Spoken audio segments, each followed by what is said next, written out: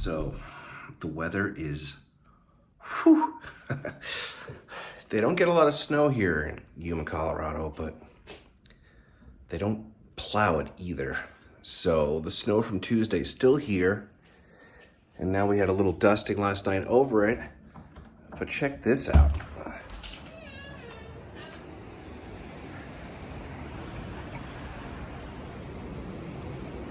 40-mile-per-hour winds with 70-mile gusts. I don't know if the mic is picking that up, but it's blowing the big trees around.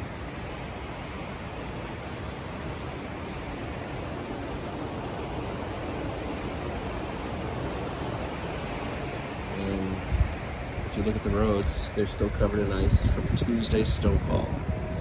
Needless to say, Junior is going nowhere.